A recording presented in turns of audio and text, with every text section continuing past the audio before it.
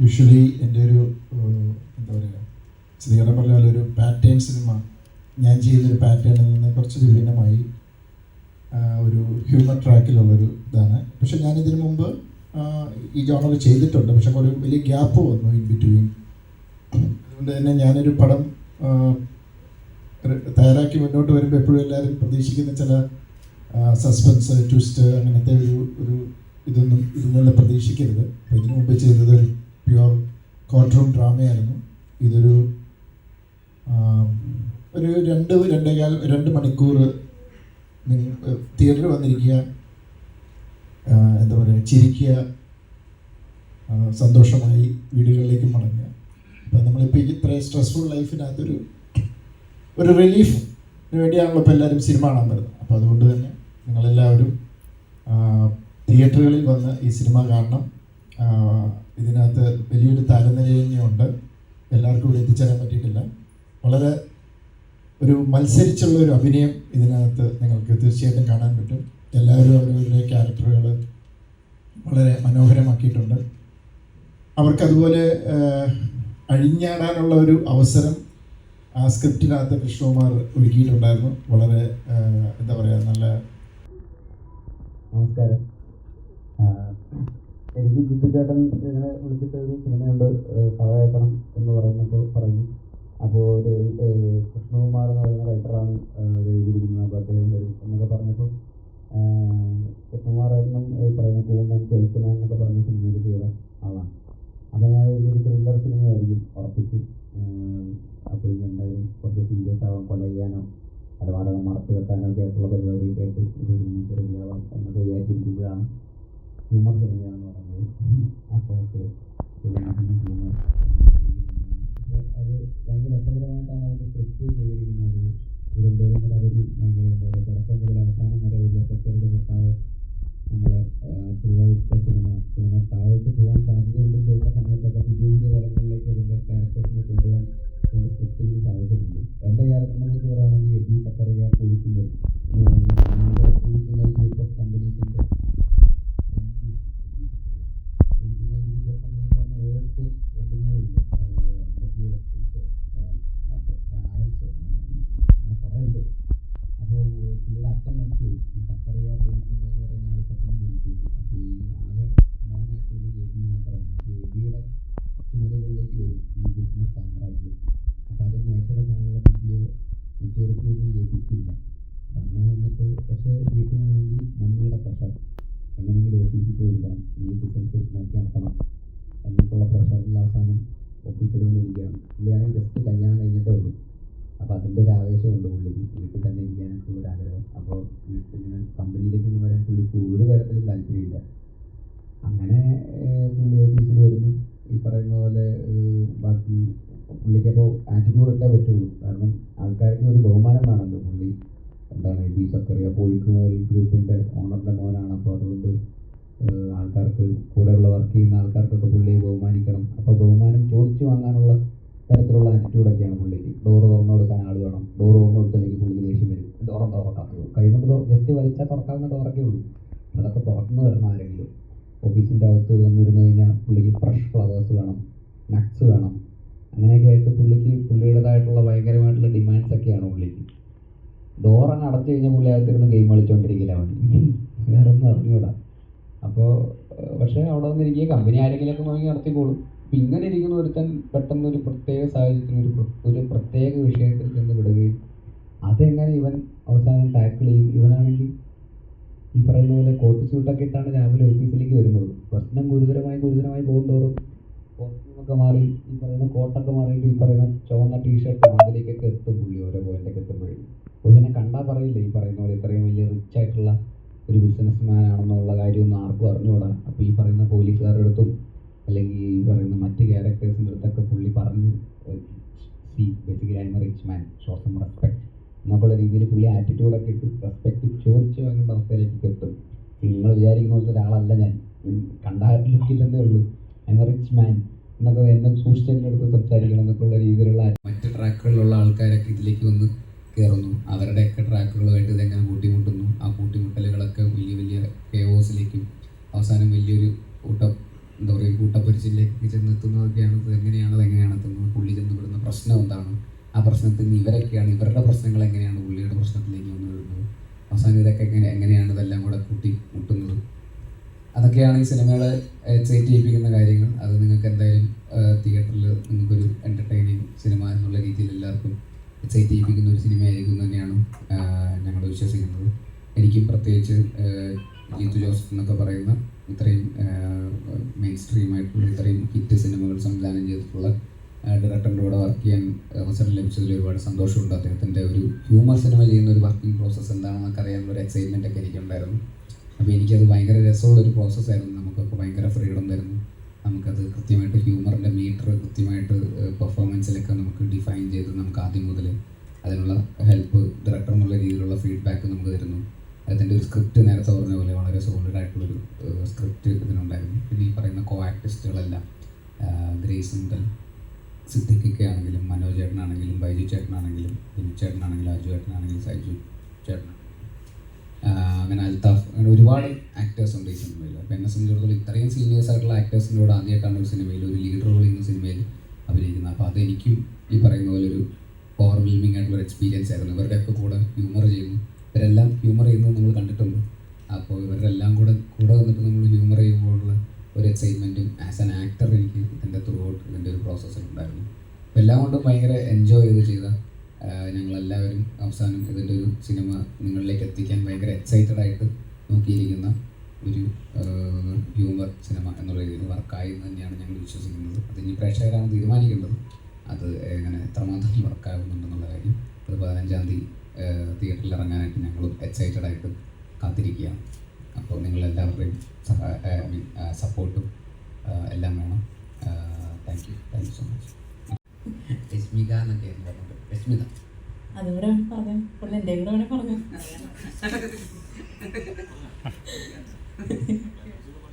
എല്ലാവർക്കും നമസ്കാരം. ഞാനും ബേസിലി പറഞ്ഞ പോലെ ജിത്തു സാറിൻ്റെ ഒരു പടം ചെയ്യണം എന്നുള്ളൊരു ആഗ്രഹം മനസ്സിലുണ്ടായിരുന്നു. അപ്പോഴാണ് ഇങ്ങനൊരു അവസരം കിട്ടിയത്. ഞാനും ആദ്യം പ്രതീക്ഷിച്ചത് ഒരു ത്രില്ലർ പടമാണെന്നാണ്, പിന്നെയാണ് തമാശ മൂവിയാണെന്ന് അറിഞ്ഞത്. അതൊരു എക്സ്ട്രാ സന്തോഷം.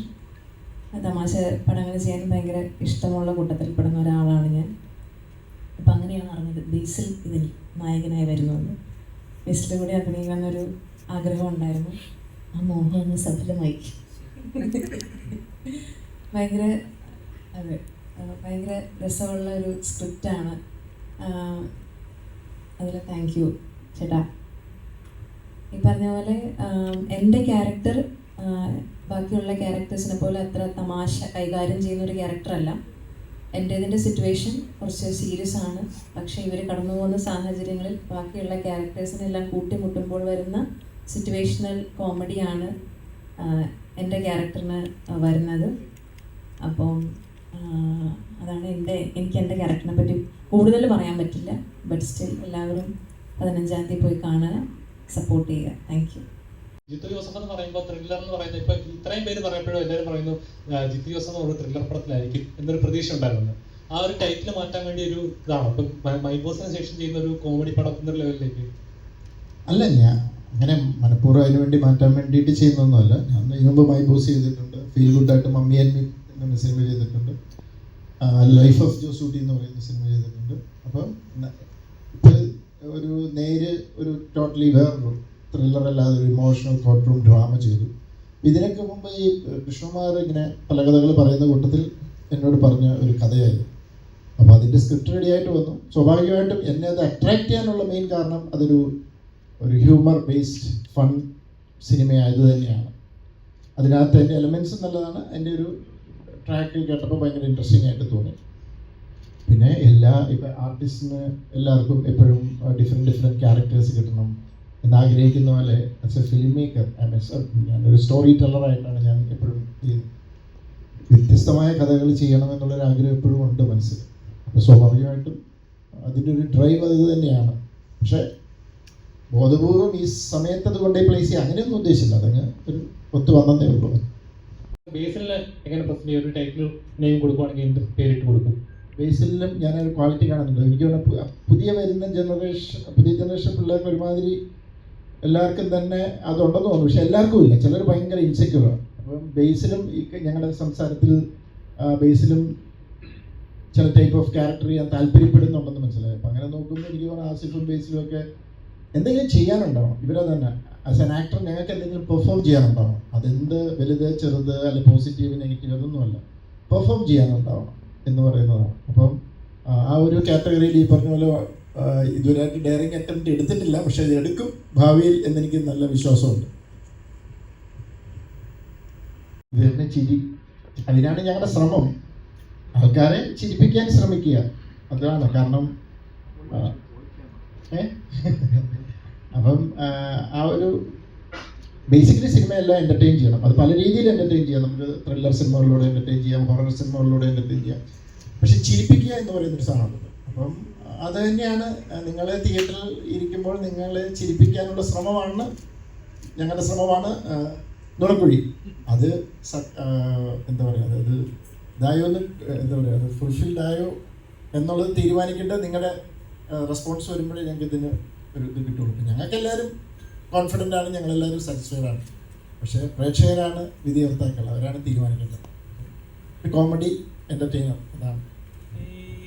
ഇതിലും ഒരു മെർഡർ ബോഡി വരുന്നുണ്ടല്ലോ, അതായത് ഇതിലൊരു മിസ്റ്ററി എലമെന്റ് സാധ്യത ഉണ്ടോ എന്നുള്ളതാണ് പലരും ചോദിക്കുന്നത്. അത് നിങ്ങൾ സിനിമ കാണുക, അതിന് എനിക്ക് ഉത്തരം ഇപ്പം പറയാൻ പറ്റത്തില്ല. സാധാരണ ഒരു കോമഡി ത്രില്ലർ അല്ല. കോമഡി ത്രില്ലർ എന്നൊക്കെ പറയാമോ? എനിക്കറിയില്ല. ഞാൻ ഇതിൻ്റെ സ്ക്രിപ്റ്റ് വായിച്ചപ്പം അത്യാവശ്യം കുറേ ചിരിച്ചു. ഞാൻ ആ ഒരു ആംഗിളിൽ ഇതിനെ പോയേക്കുന്നത്. കോമഡി ത്രില്ലർ ആണോ അല്ലയോ എന്നൊക്കെ നിങ്ങൾ പറ, നിങ്ങൾ കണ്ടിട്ട് നിങ്ങൾ തീരുമാനിക്കും.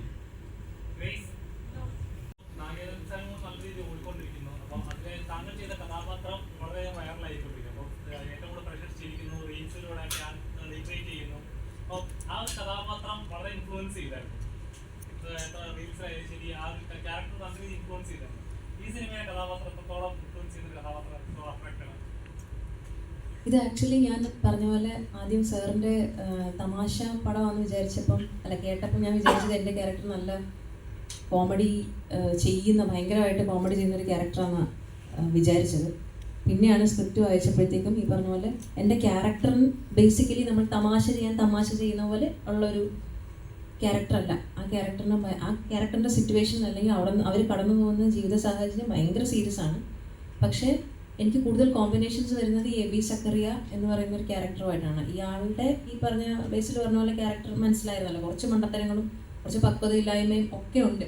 അപ്പം അത് നമ്മുടെ ക്യാരക്ടറെ ഒന്ന് കൂട്ടിമുട്ടുമ്പോൾ ഉണ്ടാവുന്ന സിറ്റുവേഷണൽ കോമഡീസാണ് അവിടെ സംഭവിക്കുന്നത്.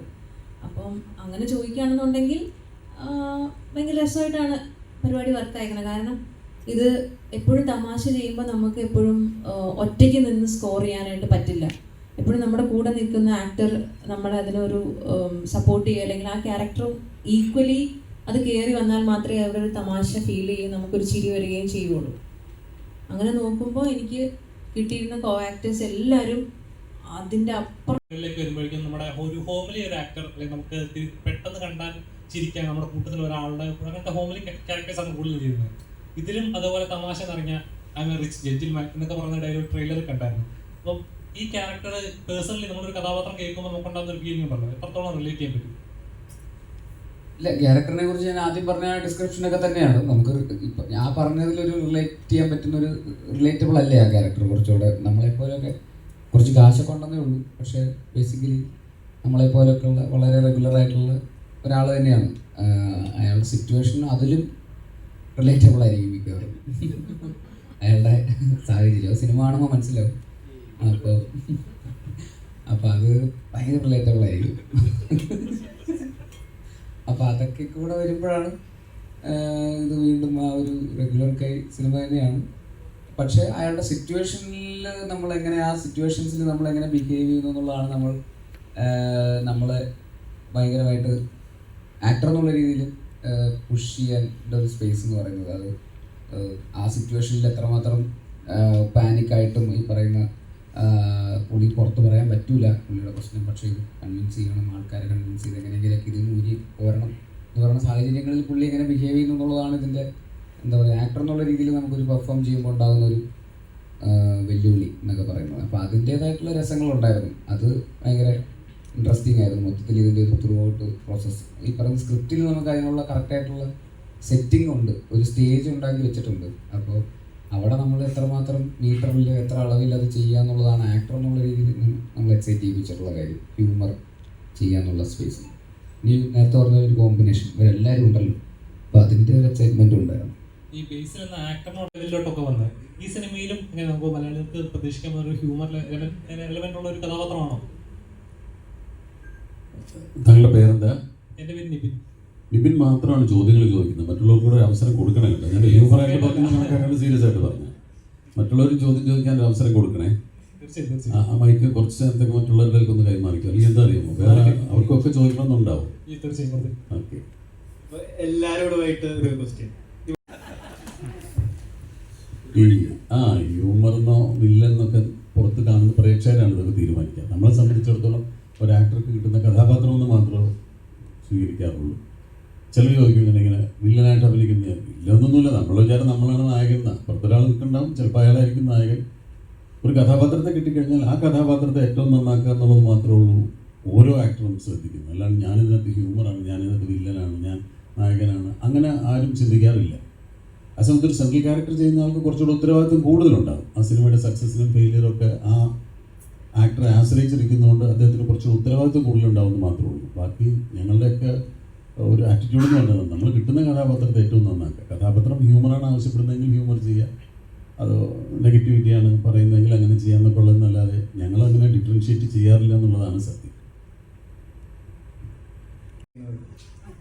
അതല്ല, ഉച്ചയ്ക്ക് ഭക്ഷണം കഴിച്ചിട്ട് നല്ല ഉറക്കം വരുന്നുണ്ട് എല്ലാവർക്കും. സീരിയസ്നെസ് അല്ല, എല്ലാം നല്ല ഉറക്കം തൂങ്ങുക. അതുകൊണ്ടാണ് ആർക്കും ഒരു സീരിയസ്നെസ് ഇല്ല. എല്ലാവരും വളരെ ഫണ്ണായിട്ട് തന്നെയാണ് ഇരിക്കുന്നത്. ഞങ്ങൾ തിരിച്ചാണ് അങ്ങോട്ട് ചോദിക്കണമെന്നിരിക്കുന്നത്, നിങ്ങളെന്താ എല്ലാവരും മിണ്ടാതെ ഇങ്ങനെ ഇരിക്കുന്ന ഒരു എന്താ അദ്ദേഹത്തിൻ്റെ പേര് പറഞ്ഞാൽ നിബിൻ, അദ്ദേഹം മാത്രം ചോദിക്കുന്നത് എന്തുകൊണ്ടാണെന്ന് ഞാൻ ചോദിച്ചതുപോലെ അതാ ഞങ്ങൾക്ക് തോന്നിയത് തിരിച്ചാണ്. ബേസിലേട്ടനാണെങ്കിൽ മാത്രം ആദ്യം ഇത്തിരി കോമഡി പറയാൻ നോക്കി, അതാണെങ്കിൽ വർക്കായത്. ഇതേ നമ്മൾ ഈ സിനിമയിൽ അഭിനയിക്കുമ്പോൾ ഓപ്പോസിറ്റ് ആൾ നന്നായിട്ട് പെർഫോം ചെയ്യുമ്പോൾ ഇപ്പുറത്തെ ആൾ നന്നായിട്ട് ചെയ്യും. അപ്പം നിങ്ങളൊന്ന് ലൈവ് ആകുമ്പോൾ ഞങ്ങൾ ലൈവ് ആവും. ഇപ്പം താഴെ നിന്ന് ഭക്ഷണം കഴിച്ചു ഞാൻ പറഞ്ഞല്ലേ നമ്മുടെ മധുരമൊക്കെ അടിച്ച് കയറ്റി വരും. അതിൻ്റെ ഞാൻ തമാശ പറഞ്ഞിട്ട് നിങ്ങൾ റിയാക്ട് ചെയ്ത പോലും ഇല്ല, പിന്നെ എൻ്റെ മൂടങ്ങ്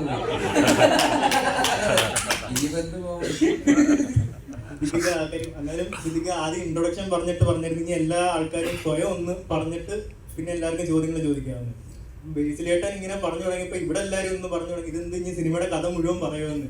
ആ തരത്തിൽ പുള്ളി വേറെ രീതിയിൽ സംസാരിച്ചു. ഇനി ഒരു മറുപടി പറയാം. സിനിമയുടെ പേരെന്നാ?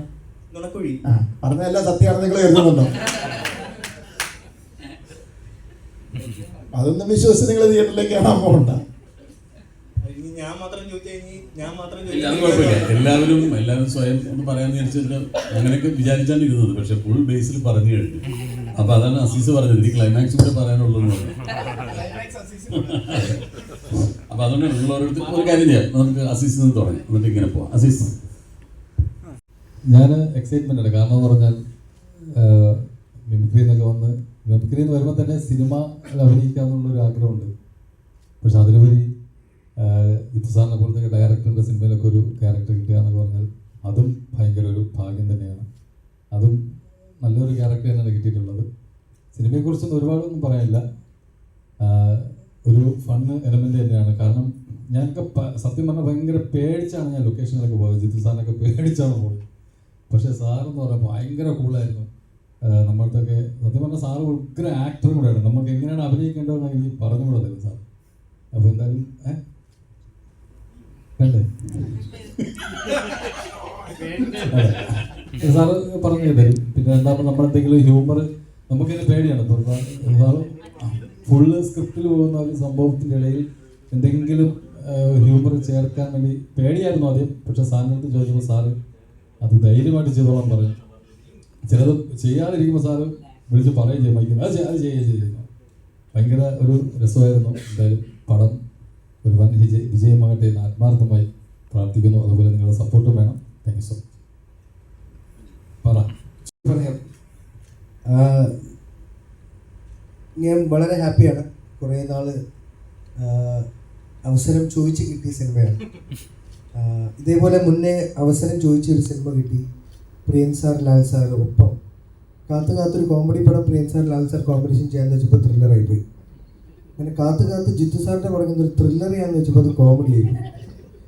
പക്ഷേ ഐ ആം വെരി ഹാപ്പി ഈ കോമഡിയിൽ എനിക്കൊരു സ്പേസ് കിട്ടിയതിൽ. അത് തീർച്ചയായിട്ടും അദ്ദേഹം വളരെ കാൽക്കുലേറ്റീവാണ്. പ്രേക്ഷകർക്ക് ഒരു എൻ്റർടൈൻമെൻറ്റ് കോഷ്യൻ്റ് മനസ്സിൽ കണ്ടുകൊണ്ടാണ് സിനിമകൾ ഒരുക്കുന്നത്. ഈ പ്രാവശ്യവും അങ്ങനെ തന്നെ ആവും എന്നുള്ള ഞങ്ങളുടെ പ്രതീക്ഷ നിലനിൽക്കട്ടെ. Thank you. നമസ്കാരം. ചോദിക്കാൻ കിട്ടിയ അവസരമാണ് എനിക്ക് ഈ സിനിമയിൽ. അപ്പം ജീതു സാറ് വിളിച്ചപ്പോൾ ഞാൻ ഇപ്പം ബേസിലും ഗ്രേസും പറഞ്ഞ മാതിരി ആദ്യം പോലീസായിരിക്കുന്നു ഒരു സംശയം ഉണ്ടായിരുന്നു. പക്ഷേ ഒരു ഫിലിം പ്രൊഡ്യൂസറാണ് ഈ സിനിമയിൽ. പിന്നെ എൻ്റെ നായകൻ എന്ന് പറയുന്നത് മനോജേട്ടനാണ്. മനോജേട്ടൻ ഇതിലൊരു സിനിമാ നടനായിട്ടാണ്. അപ്പം ആ നടന് വേണ്ടി ഒരു ഫിലിം പ്രൊഡ്യൂസ് ചെയ്യുന്ന ഒരു പ്രൊഡ്യൂസറായിട്ടാണ് ഞാൻ ഈ പടത്തിൽ അഭിനയിക്കുന്നത്. പിന്നെ ഗ്രേസും ബേസിലൊക്കെ ആയിട്ടാണ് കോമ്പിനേഷൻ ഉള്ളത്. സിദ്ദിഖിയായിട്ടാണ് ഏറ്റവും കൂടുതലുള്ളത്. പിന്നെ ഇവരൊക്കെ പറഞ്ഞത് തന്നെ എല്ലാവരും തിയേറ്ററിൽ പോയി പടം കാണാൻ വിജയിപ്പിക്കും. Thank you. ഡയറക്ടർ, പിന്നീട് തിരയിൽ ഇദ്ദേഹം അസിസ്റ്റന്റ് ഡയറക്ടറായിട്ട് വന്നു. വർഷങ്ങൾക്ക് ഇപ്പുറം ഇദ്ദേഹം ഹീറോ ആയി ഇന്നോടുകൂടി വരെ എത്തിയിരിക്കുന്നു. ഡയറക്റ്റ് ചെയ്തു. ഒരു കോ ആക്ടർ എന്ന രീതിയിൽ ഇദ്ദേഹത്തിന്റെ കരിയറിൽ ഈ അത്ഭുതകരമായ വളർച്ച എങ്ങനെ നോക്കി കാണുന്നു? ഈ അടുത്തൊരു ഇൻ്റർവ്യൂവിൽ പറഞ്ഞായിരുന്നു. അതുകൊണ്ട് ഞാനിങ്ങനെ പൊതുവെ അളക്കുന്നതല്ല. പക്ഷേ വളരെ നമ്മളെ ഒരാൾ അട്രാക്റ്റ് ചെയ്യുമെന്ന് പറയില്ല. ചില ആക്ടേഴ്സിന് ആ പവറുണ്ട്. തീർച്ചയായിട്ടും നമ്മളുടെ ലെജൻഡറി ആക്ടേഴ്സ് ഇവിടെ ഇരിക്കുന്നതിൽ ശ്രദ്ധിക്കുമ്പോൾ നമുക്ക് ആ പവർ ഫീൽ ചെയ്യുന്നത് പ്രേക്ഷകരായ നമുക്ക്.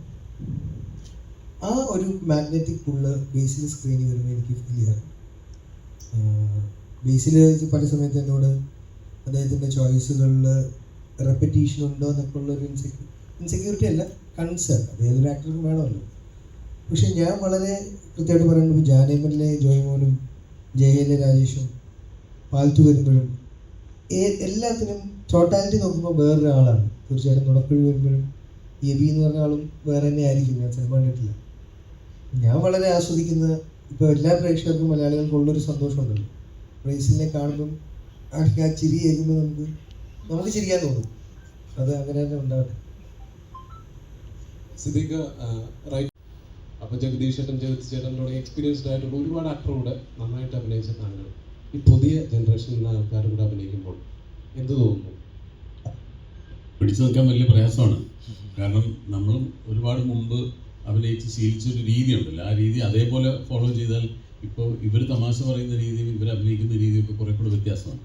അപ്പോൾ നമ്മൾ അവരുടെ കൂടെ അതേപോലെ നിന്നില്ലെങ്കിൽ നമ്മൾ ഔട്ട്ഡേറ്റഡ് ആയിപ്പോകും. നിങ്ങൾ പ്രേക്ഷകൻ സിനിമ കാണുമ്പോൾ ഒരു വിഭാഗം ആളുകൾ അഭിനയിക്കുന്ന ഒരു ഈസിനെസ്സോ അല്ലെങ്കിൽ അവരുടെ ആ ഒരു ആക്ടിങ്ങിൻ്റെ ഒരു പാറ്റേണോ അല്ല വേറൊരാൾ കുറച്ച് നാടകീയമായിട്ട് അതല്ലെങ്കിൽ വേറൊരു രീതിയിൽ ചെയ്യുന്നു എന്ന് തോന്നുമ്പോൾ ഞാനൊരു ഏലിയൻ ഫീൽ വരും. അപ്പോൾ ഞാൻ ഔട്ട്ഡേറ്റഡ് ആവും. അപ്പോൾ ഞാൻ എപ്പോഴും ശ്രമിക്കുന്നത് കറൻ്റ് ആയിരിക്കാനാണ്, ഇവരോടൊപ്പം അപ്ഡേറ്റഡ് ആയിട്ടിരിക്കാനാണ് ഞാൻ എപ്പോഴും ശ്രദ്ധിക്കുക. ഈ അജുവൊക്കെ വന്ന കാലം തൊട്ട് ഞാനുമായിട്ട് വളരെ അടുപ്പം സൂക്ഷിക്കുന്ന ആളുകളാണ്. അതെന്തുകൊണ്ടാണെന്ന് വെച്ചാൽ എനിക്ക് അവരുമായിട്ടുള്ള കമ്പനി ഞാൻ വളരെയധികം എൻജോയ് ചെയ്യുന്ന ആളാണ്. ഇപ്പോൾ ആദ്യം അജു എൻ്റെ കൂടെ അഭിനയിക്കുന്ന സമയത്ത് എൻ്റെ അടുത്ത് ഒന്ന് പരിചയപ്പെട്ട് സംസാരിച്ചത് പറഞ്ഞു അത് ഞങ്ങൾക്കൊക്കെ പേടിയായിരുന്നു ഇപ്പോൾ അടുത്തൊക്കെ വന്ന് സംസാരിക്കാൻ. അവരെപ്പോഴും അങ്ങനെ മാറി നിൽക്കും. അത് അവരുടെ ഒരു മടികൊണ്ടാണ്. ഇപ്പോൾ ഞാൻ ആദ്യം സിനിമയിൽ അഭിനയിക്കാൻ വന്ന സമയത്ത് എൻ്റെ സീനിയർ ആക്ടേഴ്സിൻ്റെ അടുത്ത് എനിക്കും ചെന്ന് സംസാരിക്കാൻ ഭയമാണ്. കാരണം നമ്മൾ സിനിമയ്ക്ക് പുറത്ത് നിന്ന് ഇവരെ നടീനടന്മാരായിട്ട് കണ്ടിട്ടുള്ള ആളുകളാണ്. അപ്പോൾ അവരോട് എപ്പോഴും ഒരു ആരാധനയും ബഹുമാനവും കൂടും. അപ്പോൾ ഞാനെപ്പോഴും ഇവരൊക്കെ വന്നു കഴിഞ്ഞാൽ ഞാൻ ഇവരോട് കൂടുതൽ അടുപ്പം കാണിക്കുകയും ഇവരോട് കൂടുതൽ ഇടപഴകുകയും ചെയ്യുമ്പോൾ നമുക്ക് ഇവരുടെ ഒരു രീതികൾ മനസ്സിലാകും, അതേപോലെ അഭിനയിക്കാൻ സാധിക്കുകയും ചെയ്യുമെന്ന് വിശ്വസിക്കുന്ന ഒരാളാണ് ഞാനെപ്പോഴും. അപ്പോൾ അവരുടെ ഒരു പാറ്റേണിലേക്ക് ഞാൻ മാറാനാണ് എപ്പോഴും ഞാൻ ശ്രദ്ധിച്ചുകൊണ്ടിരിക്കുന്നത്. അതല്ലെങ്കിൽ ഞാൻ ഔട്ട്ഡേറ്റഡായി പോകുന്നൊരു ചിന്തയും ഭയവുമാണ് എനിക്കുള്ളത്.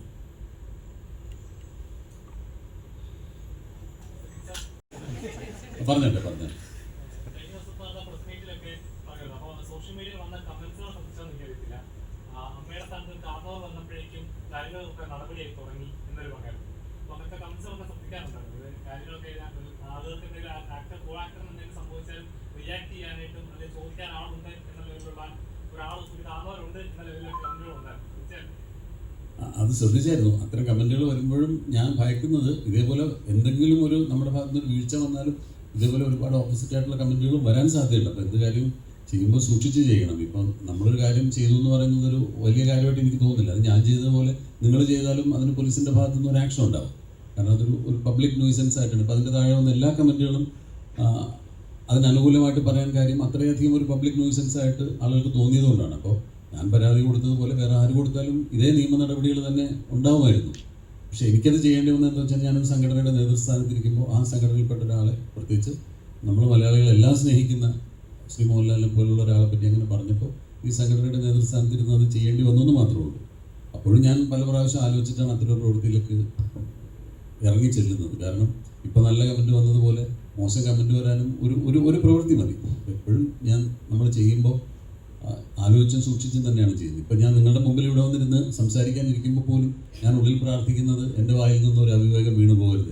കാരണം അത് വീണാൽ അത് റെക്കോർഡഡാണ്. അപ്പോൾ അത് നമ്മൾ പറയുന്നൊരു കാര്യം മറ്റൊരു രീതിയിൽ ആളുകൾക്ക് എടുക്കാൻ അല്ലെങ്കിൽ വേറെ രീതിയിൽ ഇൻ്റർപ്രിറ്റ് ചെയ്യാൻ പറ്റുന്ന രീതിയിൽ പോലുള്ളൊരു വാക്ക് പോലും എൻ്റെ വായിൽ നിന്ന് വീഴുന്നത് എന്നുള്ളൊരു പ്രാർത്ഥനയോട് കൂടിയിട്ടാണ് ഞാൻ നിങ്ങളുടെ മുമ്പിൽ സംസാരിക്കാനിരിക്കുന്നത്. അപ്പോൾ അത് ഒരു പ്രവൃത്തി ചെയ്യുമ്പോൾ 100 പ്രാവശ്യം ആലോചിച്ചിട്ടാണ് ചെയ്യുന്നത്. പക്ഷെ തീരുമാനിച്ചാൽ പിന്നെ ഞാനത് പ്രാവർത്തികമാക്കാൻ ശ്രമിക്കും. പിന്നീട് അതിൻ്റെ വരായികൾ അനുഭവിക്കാൻ ഞാൻ തയ്യാറായിട്ട് തന്നെയാണ് ചെയ്യുന്നത്. പക്ഷേ ചെയ്യുന്നതിന് മുമ്പ് ഒരുപാട് ആലോചിച്ചതിന് ശേഷമാണ് ഒരു പ്രവൃത്തി ചെയ്യുന്നത്. ഇനിയിപ്പോൾ അത് കുറച്ചുകൂടെ കൂടുതൽ ശ്രദ്ധിക്കേണ്ടിയിരിക്കുന്നു. കാരണം ഇപ്പോൾ ഒരു വ്യക്തി എന്നുള്ളത് മാത്രമല്ല, വലിയൊരു സിനിമാ താരങ്ങൾ ഉൾപ്പെടുന്ന, സിനിമയിലെ നടീനടന്മാർ ഉൾപ്പെടുന്ന ഒരു സംഘടനയുടെ നേതൃസ്ഥാനത്ത് ഇരിക്കുമ്പോൾ ഞാൻ എന്തെങ്കിലും ഒരു മോശം പ്രവൃത്തി ചെയ്താൽ എൻ്റെ സംഘടനയിലുള്ള ഓരോ അംഗങ്ങളെ അത് ബാധിക്കും എന്നുള്ളതുകൊണ്ട് കുറച്ചുകൂടെ ശ്രദ്ധിക്കണമെന്നേ തോന്നിയിട്ടുണ്ട്. എനിക്കതിൻ്റെ ഒരു സ്റ്റാറ്റിസ്റ്റിക്സിനെ പറ്റിയിട്ട് വലിയൊരു ഗ്രാഹ്യമില്ല. ഞാനത് അത്ര ആഴത്തിൽ അതിനെപ്പറ്റി പഠിച്ചിട്ടില്ല. ഇപ്പോൾ ബുക്ക് മൈ ഷോയിൽ ടിക്കറ്റ് ബുക്ക് ചെയ്തിട്ടും പൊതുവെ തിയേറ്ററുകാർ പറയാറുണ്ട്, ഇങ്ങനെ ബുക്ക് മൈ ഷോയിൽ ചിലപ്പം 60-70 ടിക്കറ്റുകൾ പോയിട്ടുണ്ടാവും, പക്ഷേ തിയേറ്ററിൽ ആളുകൾ കാണാൻ കുറവാണെന്നൊക്കെ തിയേറ്ററുകാർ പറയുന്നുണ്ട്. അതിൻ്റെ നിജസ്ഥിതി എന്താണെന്നും കൃത്യമായിട്ട് എനിക്കറിവില്ല. പക്ഷേ എന്നാലും നമ്മൾ നേരത്തെ പറഞ്ഞതുപോലെ സിനിമ വളർന്നുകൊണ്ടിരിക്കുന്നൊരു സമയമാണ്. നല്ല നല്ല സിനിമകൾ ഒരുപാടുണ്ടാവും. ഒരു നല്ല സിനിമ തിയേറ്ററിൽ വന്നു കഴിഞ്ഞാൽ അതിനിപ്പോൾ ഒരു പ്രീ പബ്ലിസിറ്റി ഇല്ലെങ്കിലോ ഒന്നും അതിൽ സിനിമയെ ബാധിക്കില്ല. ആ സിനിമ അർഹിക്കുന്ന പ്രാധാന്യത്തോടുകൂടി അതല്ലെങ്കിൽ അർഹിക്കുന്ന വിജയം അത് കിട്ടുമെന്ന് വിശ്വസിക്കുന്ന ഒരാളാണ് ഞാൻ. ഇപ്പോൾ ഈ നേരത്തെ പറഞ്ഞ ജാനമൻ എന്ന് പറയുന്ന സിനിമ, ആ സിനിമ ഇറങ്ങിയെന്നാണ് ഞാൻ അങ്ങനത്തെ ഒരു സിനിമ ഉണ്ടെന്നുള്ളത് അറിയുന്നത്. ഞാൻ അതിനു മുമ്പ് അതിൻ്റെ ഒരു പ്രീ പബ്ലിസിറ്റിയെ കുറിച്ചൊന്നും ഞാൻ ബോധവാനായിരുന്നില്ല. പക്ഷേ ആ സിനിമ ഇറങ്ങി അതിനെപ്പറ്റി ആ സിനിമ ഇറങ്ങി അതിന് കിട്ടിയ അഭിപ്രായം കൊണ്ട് അത് വളർന്നു കയറി വന്നു. രോമാഞ്ചം എല്ലാം അങ്ങനെയാണ്. ഇപ്പോൾ ആവേശം എന്ന് പറയുന്ന സിനിമ കുറേ നാളായി അതിൻ്റെ ഷൂട്ടിങ്ങിനെ പറ്റി നമ്മൾ കേൾക്കുന്നുണ്ട്. പക്ഷേ തിയേറ്ററിൽ വന്നിട്ട് ആ സിനിമ ഉണ്ടാക്കുന്ന ഒരു ഇമ്പാക്റ്റ് അത് തന്നെയാണ് സിനിമയുടെ അൾട്ടിമേറ്റ് വിജയം എന്ന് വിശ്വസിക്കുന്ന ഒരാളാണ്. അതല്ലാതെ ബുക്ക് മൈ ഷോയിലെ റേറ്റിങ്ങോ അതൊക്കെ നമുക്ക് എവിടെയെങ്കിലും പറയാം എന്നല്ലാതെ അതല്ല, ജനങ്ങൾ തീരുമാനിക്കും. അവർ നിഷ്പക്ഷരാണ്. നല്ല സിനിമ കണ്ട കൈയടിക്കുക, മോശം സിനിമ കണ്ട പോവുകയും ചെയ്യും. അതിനവർക്ക് ഇനി അവർ വേറെ ഒന്നും ഒരു ക്രൈറ്റീരിയ എടുക്കാറില്ല. അവരെ രസിപ്പിക്കുന്ന സിനിമകൾക്ക് കൈയടിക്കുക, മോശം സിനിമകൾക്ക് അവർ പോകും. അപ്പോൾ അതുമാത്രമാണ് ഞങ്ങളെപ്പോഴും ക്ലീനായിട്ട് വാച്ച് ചെയ്യാൻ ശ്രമിക്കുന്നത്. മറ്റ് റെക്കോർഡ്സോ സ്റ്റാറ്റിസ്റ്റിക്സോ ഞങ്ങൾ അത്രയധികം ശ്രദ്ധിക്കാറില്ല എന്നുള്ളതാണ് സത്യം. പരീക്ഷണങ്ങൾ നടത്താൻ കമ്പ്യൂട്ടറുള്ള ഒരു സംവിധായകനാണ്. കാരണം ഇപ്പം പുള്ളി ഒരു പ്രൊജക്റ്റിലേക്ക് പോകുന്നതും അത്യാവശ്യം വളരെ ചില്ലറ കളിയല്ല അത്. അപ്പം അങ്ങനത്തെ അടുത്ത ലെവലിലേക്കുള്ള ഹയർ എന്താ പറയുക ഒരു ഇതിലുള്ള സിനിമകൾ ഞാനൊക്കെയാണെങ്കിൽ ഒന്ന് മടിക്കും. പക്ഷേ ബേസിലിനെ പോലെ ഇപ്പോൾ ഒരു അപ്കമിങ് 3 പടം ചെയ്തു അല്ലേ? അപ്പോൾ ആ 3 പടത്തിലും വ്യത്യസ്തമായ പടങ്ങൾ, അത് ഓരോന്ന് സ്റ്റെപ്പ് ബൈ സ്റ്റെപ്പ് അത് വളർന്നു വരികയാണ്. അപ്പോൾ അത് പ്രത്യേകിച്ച് മിന്നൽ മുരളി പോലെയുള്ള പടങ്ങളൊക്കെ അങ്ങനെ കൺസീവ് ചെയ്ത് ചെയ്യാന്ന് പറഞ്ഞാൽ അതൊരു വലിയ കാര്യമാണ്. ഭയങ്കര ഒരു വിഷണറി ആയിട്ടുള്ള ഒരു ടെക്നീഷ്യനാണത്. അതാണ് ഞാൻ കാണുന്നത്. ഒരു ഡയറിങ് ആയിട്ടുള്ളൊരു ഡയറക്ടർ, പരീക്ഷണങ്ങൾ നടത്താനായിട്ടുള്ള ചങ്കൂറ്റുള്ള ഒരു ഡയറക്ടർ, അങ്ങനെ ഞാൻ കാണുന്നത്. ഗ്രേസ് ആന്റണി ഒരു കമ്പയർ ചെയ്യുന്നത് അതൊരു ബാധ്യതയല്ലേ? എപ്പോഴെങ്കിലും പെർഫോം ചെയ്യാൻ ക്യാമറയ്ക്ക് മുന്നിൽ ഒരു ടെൻഷൻ ഫീൽ ചെയ്യാറുണ്ടോ?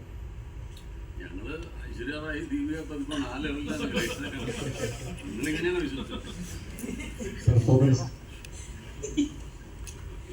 എനിക്കതിൽ കൂടുതലൊന്നും പറയാനില്ല. കാരണം എല്ലാവരും ഇത് ചോദിക്കുമ്പോൾ അതിനുള്ള മറുപടി ഓൾറെഡി ഞാൻ പറഞ്ഞു. അത് ആ ഒരു ടൈമിലേ ഉള്ളൂ. അത് ഇപ്പോൾ തമാശ ഞാൻ ചെയ്തതുകൊണ്ടാണ് ഇപ്പോൾ അങ്ങനത്തെ ഒരു സംഭവം വന്നത്. അടുത്തൊരു സീരിയസ് ക്യാരക്ടർ ചെയ്യുമ്പോൾ അത് ആൾക്കാരത് മറന്നിട്ട് വീണ്ടും അടുത്തതിലേക്ക് പോകും. അപ്പോൾ ഒന്ന് കഴിഞ്ഞ് അതിനെ അവിടെ വിട്ട് അടുത്ത വർക്കിലേക്ക് കോൺസെൻട്രേറ്റ് ചെയ്യാന്നുള്ളത് മാത്രമേ അതെടുക്കുന്നുള്ളൂ. അല്ലാതെ പോകുന്ന വർക്കിലെല്ലാം അതിൻ്റെ ഒരു ഭാരം കൊണ്ടുപോവുക, അതേ ഒരു ഇമേജ് കൊണ്ടുപോവുക, അവരിങ്ങനെ പറഞ്ഞു ഞാനിത്.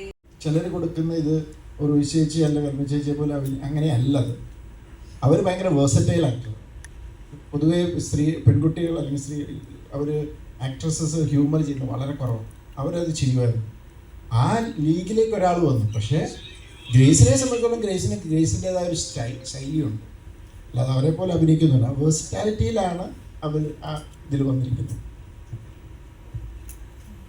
ബേസിൽ ബ്രോ, ഇപ്പോൾ ബേസിൽ ബ്രോയുടെ അടുത്തതായിട്ട് മോസ്റ്റ് വെയിറ്റിംഗ് ആയിട്ട് എല്ലാവരും വെയിറ്റ് ചെയ്യുന്നത് അജയൻ്റെ 2ാം മോഷണമാണ്. അതിനെ കുറിച്ചിട്ട് ഇപ്പോൾ എന്താണ് പറയാൻ പറ്റുന്നത്? ഇപ്പോൾ മലയാളത്തിൻ്റെ ഒരു തലവര മാറ്റാൻ സാധ്യതയുണ്ടോ?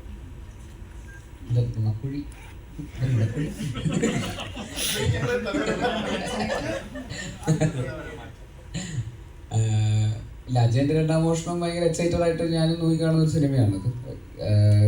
ഈ പറയുന്ന ഓണത്തിനാണ് റിലീസ്. എൻ്റെ കൂടെ മുമ്പ് വർക്ക് ചെയ്തിരുന്ന ജിതിൻ ലാലാണ് അതിൻ്റെ ഡയറക്ടർ. കുഞ്ഞിരാമായണത്തിലും ഗോതയിലൊക്കെ അസിസ്റ്റൻറ്റ് ഡയറക്ടറായിരുന്നു. അപ്പോൾ അതിൻ്റെ ഒരു എക്സ്ട്രാ സന്തോഷം കൂടെ ഉണ്ട്. അതുകൂടാതെ ടൊവിനോ ലീഡ് റോളിൽ അഭിനയിക്കുന്ന സിനിമ എന്നുള്ളൊരു അത് കൂടുതൽ സന്തോഷം കൊടുക്കുന്നുണ്ട്. പിന്നെ ഔട്ട് ആൻഡ് ഔട്ട് ടൊവിനോ സിനിമയാണത്. അവൻ 3 റോളുകൾ ചെയ്യുന്നുണ്ട് ആ സിനിമയിൽ 3 കാലഘട്ടങ്ങളിലൊക്കെ ആയിട്ട്. അപ്പോൾ അതിൻ്റേതായിട്ടുള്ള ത്രൂ ഔട്ട് ടൊവിനോ സിനിമയാണ്. ജിതിൻ കുറേ കഷ്ടപ്പെട്ടിട്ട് 7-8 വർഷമായിട്ട് ആ സിനിമയുടെ പിന്നാലെയാണ്. അത്രയും സ്കെയിലിൽ ആദ്യത്തെ സിനിമ ചെയ്യാന്ന് പറയുന്നത് അത്ര എളുപ്പമുള്ള കാര്യമല്ല. ഇത്രയും ബജറ്റൊക്കെ വെച്ചിട്ട് ഇത്രയും ടെക്നീഷ്യൻസിനെ കൺവിൻസ് ചെയ്യണം, പ്രൊഡ്യൂസേഴ്സിനെ കൺവിൻസ് ചെയ്യണം, ആക്ടേഴ്സിനെ കൺവിൻസ് ചെയ്യണം. ഇതെല്ലാം ഒരു 8 വർഷത്തെ ജേണിയാണ് അതിൻ്റെ സ്റ്റാർട്ടിങ് മുതൽ അവസാനം വരെ. എപ്പോഴാണ് ഞാൻ ഷൂട്ട് ചെയ്തത് എനിക്ക് ഓർമ്മയുണ്ട്. 2 വർഷം മുമ്പ് കണ്ടാണ് ഷൂട്ട് ചെയ്തതൊക്കെ. അപ്പോൾ അത് കഴിഞ്ഞ് ഇത്രയും സമയം എടുത്തു. അത് പോസ്റ്റ് പ്രൊഡക്ഷനും ഒക്കെ കഴിഞ്ഞപ്പോൾ ഓണത്തിന് വരുന്നു. ഫൈനലി അത് തിയേറ്ററിലേക്ക് എത്തുന്നു, ആൾക്കാരുടെ മുമ്പിലേക്ക് എത്തുന്നു എന്നുള്ളത് ഭയങ്കര സന്തോഷം നൽകുന്നുണ്ട്, ഭയങ്കര എക്സൈറ്റ്മെൻ്റ് ഉണ്ട്. ആ സിനിമ ഈ പറയുന്ന പോലെ അതിൻ്റെ VFXും അതിൻ്റെ സ്കെയിലും ആക്ഷനും ഒക്കെ ആയിട്ട് അതിനൊരു വലിപ്പമുണ്ട്. അത് തലവര മാറ്റും എന്നുള്ള കാര്യം നമുക്ക് സിനിമ അറിയാൻ കഴിയുമ്പോഴേ അറിയുള്ളൂ. പക്ഷേ അവർ അതിൻ്റേതായിട്ടുള്ള ഹോംവർക്ക് ചെയ്ത് അതിനനുസരിച്ചുള്ള ഒരു എഫേർട്ട് അവരിട്ടിട്ടുണ്ട്. അപ്പോൾ ആ എഫേർട്ട് സത്യസന്ധമാണെങ്കിൽ അതിനനുസരിച്ചിട്ടുള്ള റിസൾട്ട് അവർക്ക് കിട്ടും എന്ന് തന്നെയാണ് നമ്മൾ വിശ്വസിക്കുന്നത്. ശേഷം ഫാമിലി സ്റ്റാർ എന്നുള്ള ഒരു പദവി നിലനിൽക്കുകയോ അല്ലെങ്കിൽ അതിനൊരു മാറ്റം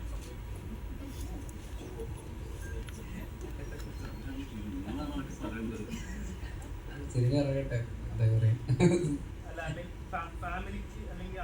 ഫാമിലി സിനിമയാണ്.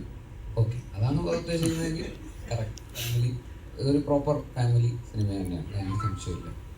ഇത്ര ആക്ടേഴ്സ് ഉണ്ട്. അതിൻ്റെ ഹ്യൂമറൊക്കെ ആരെയും ഉപദ്രവിക്കുന്ന തരത്തിലുള്ള ഹ്യൂമറൊന്നുമല്ല. തീർച്ചയായിട്ടും അതൊരു ഫാമിലി കോമഡി എൻ്റർടൈനർ എന്ന് പറയുന്ന കാറ്റഗറിയിൽ വന്ന് കണ്ട് ആസ്വദിച്ചിട്ട് പോകാൻ പറ്റുന്ന ഒരു സിനിമ തന്നെയാണ് എന്ന് തന്നെയാണ് ഞങ്ങൾ വിശ്വസിക്കുന്നത്. 100%. അതിലൊരു സംശയവും. എല്ലാവർക്കും നല്ല പ്രായമുണ്ട്, മാത്രം പ്രായമില്ലാത്തത്. അല്ല, ശരിക്കുള്ള പ്രായം തോന്നിക്കുന്നില്ല എന്നാണ് ഉദ്ദേശിച്ചത്. ശരിക്കുള്ള പ്രായം തോന്നിക്കുന്നില്ല എന്നാണ് ഉദ്ദേശിച്ചത്.